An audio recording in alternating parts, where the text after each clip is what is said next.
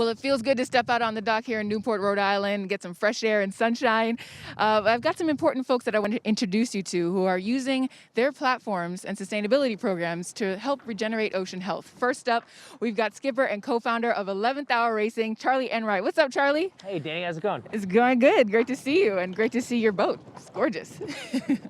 So tell me a little bit about your background. You grew up here in Rhode Island. What does ocean health mean to you?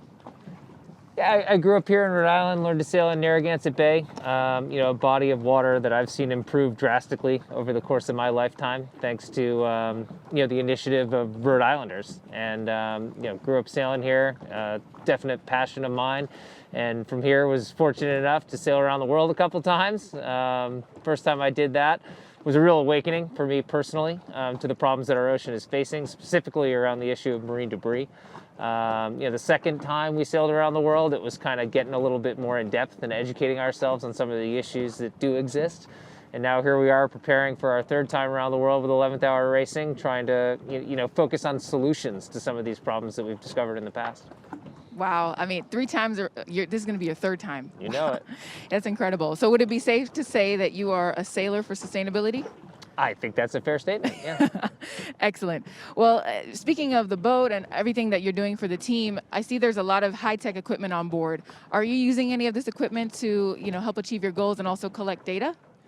Certainly, yeah. We have, different types of, equipment on board that we use for collecting ocean health data. The first is a ocean pack system that we use to collect water as we go, to measure salinity, sea surface temperature, and CO2. On this last trip across the ocean, we also deployed a NOAA drifter buoy, which collects some of the exact same things that I'd mentioned before, but it's still out there collecting data, even though our boat, as you can see, is clearly tied to the dock. Well, I'm definitely looking forward to hearing more about the data that you all ultimately collect during the ocean race and to see what changes are happening out there. But thanks for all you're doing for the ocean and for the planet. Thank you. All right, cool, Charlie. So we're going to pivot over here. We've got the co-founders of Hack for Global Good, Cortland and Ben. Great to see you. So tell me a little bit about Hack for Global Good. What exactly is it? The Hack for Global Good is a hackathon, which is an event where basically students or anyone really comes together to solve an issue. And so the hackathon was a brainchild of Ben and I, and we had 4 goals in mind when we started it.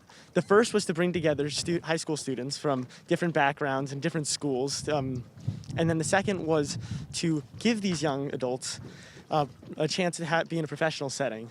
Of course, we also wanted to have fun, but at the end of the day, the biggest goal was to actually do some good for the world. That's amazing. Yeah, hackathons are definitely a lot of fun, and good to be in a room of like-minded folks who are coming up with great ideas. So, Ben, how did you and Cortland get started in the first place? Yes, that's a good question. We've known each other for a very long time. We both went to elementary school at the Compass School, which is a very eco-friendly school. And every year we would learn about the environment, all types of the environment, and we would do projects that showed our knowledge, and we were able to get a really good background starting from when we were super young. And then as we grew up and went to middle school, went to high school, we moved to Rocky Hill Country Day, where they have a waterfront campus, and our focus came more on the ocean and Narragansett Bay and pollution and what we can do to help protect our environment. So as we grew up, it just became natural to us that you do more for the environment and more to help your society and help the world. And so the hackathon was our way of doing that. Fantastic. Well, I know you two have graduated from high school, class of 2020, headed into college. And Lucia, you are taking on Hack for Global Good and moving it forward. So tell me about what you're hoping to do in the future with the Hack for Global Good, and also about the 2019 winners. What was the project about? The 2019 winners, they were a group called Maddie. They developed a remotely operated aquatic vehicle that can be used to collect data from the ocean to really promote accessible and sustainable ocean health. I'm really hoping for Hack for Global Good to continue to bring together like-minded people who share the same ambition and the hope that we really can change the world. And I'm excited for this year's upcoming hackathon. Even though it will be virtual, I still have faith that we can make great great change. That is for sure. And it's essential that we have youth voices like yourselves out in the world doing everything in your power to help restore ocean health. So thanks for all that you're doing. Thanks, Charlie, for being here. It's good to see you.